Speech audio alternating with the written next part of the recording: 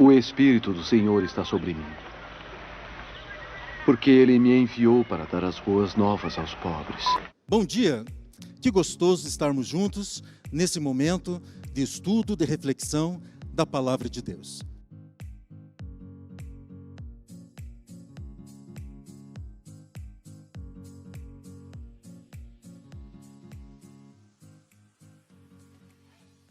Durante essa semana, nós estudamos a Bíblia como fonte autoritativa da nossa teologia. Quando olhamos ao nosso redor, percebemos que muitas igrejas, ou cristãs, ou quase todas, falam isso. A Bíblia é a nossa fonte de inspiração da nossa teologia. Mas vamos ver hoje que não é bem assim. Algumas fontes interferem bastante naquilo que cremos e eles creem. Vamos ver 5 fontes hoje: a tradição, a cultura, a experiência, a razão e a própria Bíblia. Vamos pensar um pouco na tradição. Perceba comigo, qual é o problema da tradição? Ela não é tão ruim. Quando olhamos o povo do Sul, do Rio Grande do Sul, fazem questão de transmitir para os seus filhos, seus netos, a tradição que aprenderam dos seus pais e avós. Não tem problema nenhum.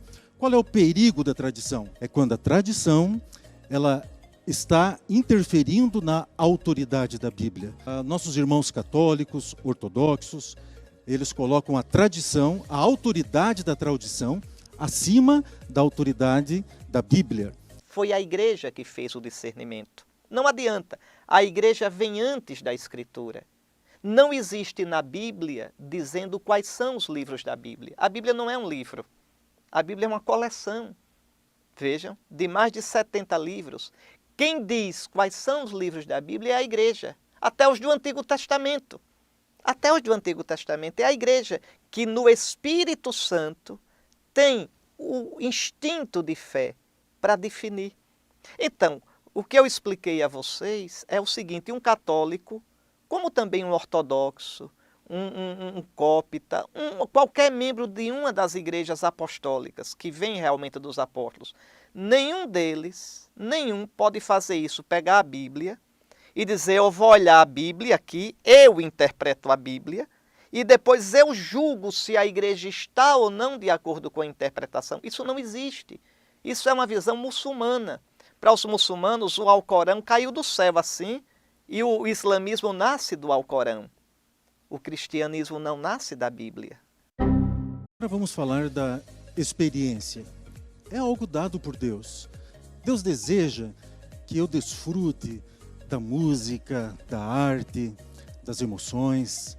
Mas qual é o problema da experiência? O perigo é quando a experiência se coloca acima também da autoridade de Deus. E você sabe, isso parece que está em moda hoje em dia. Cultura também não tem nada de ruim, desde que não interfira ou não se coloque também acima da autoridade de Deus. Vamos pensar nos nossos irmãos chineses que têm por hábito se alimentarem de gatos e morcegos e cachorros. Os nossos irmãos precisam ter como regra de fé a teologia que está na Bíblia. Quem nasceu no mundo árabe pode ter 3, 4 mulheres. Temos que olhar então para a autoridade da Bíblia. Eu quero falar também, outra fonte que interfere bastante na autoridade da Bíblia é a razão. A razão é um dom dado por Deus. O próprio Cristo falou: não lês isto? Como interpreta isso? Então, Deus espera de nós, como seres pensantes, que busquemos o equilíbrio, o conhecimento. E qual é o perigo, então? O perigo é quando a razão não enxerga aquilo que a fé nos mostra. E aquilo que eu não consigo explicar, então eu descarto. Não é assim. Precisamos ter a Bíblia novamente como a fonte da nossa crença. E por fim, a própria Bíblia. Nós, da Igreja Adventista do Sétimo Dia, nós cremos na autoridade da Bíblia, ela estando acima da tradição, da cultura, da experiência, da razão. Todos queremos um culto abençoado, que não interfira na nossa tradição, que não interfira na nossa cultura, que seja conveniente. Porém, deixa eu te dizer, precisamos voltar para a Escritura. Os nossos olhos, nossos desejos, eles precisam estar pautados na Escritura.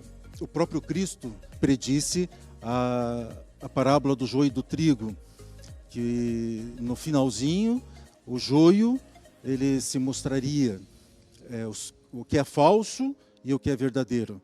E nós estamos justamente nesta época de distinguir pelo conhecimento o que é falso e o que é verdadeiro. Agora, eu quero desafiar você a pensar. Você conseguiria dizer para mim quais são as 6 doutrinas que a Igreja Adventista tem?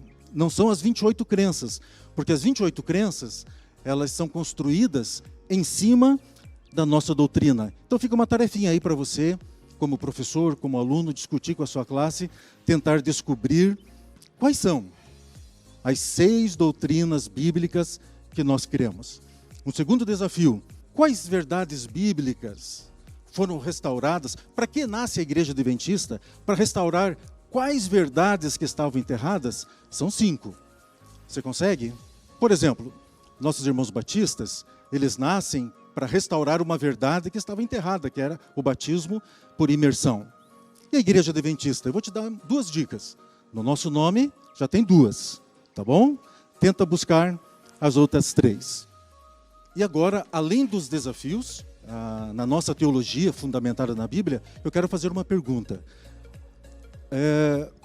Como que eu posso, no mundo corrompido, manchado pelo pecado, com a tradição, com a sua cultura, com as experiências manchadas pelo pecado, como que eu consigo viver no mundo sendo uma testemunha? Não é? Jesus diz assim: vocês não são do mundo, por isso o mundo os odeia. Mas também Jesus disse que nós somos o sal da terra. Como é que eu posso, pergunta, como é que eu posso viver e testemunhar das verdades bíblicas aonde eu estou? E precisamos nos lembrar que nem só de pão viverá o homem, mas de toda palavra que procede da boca de Deus.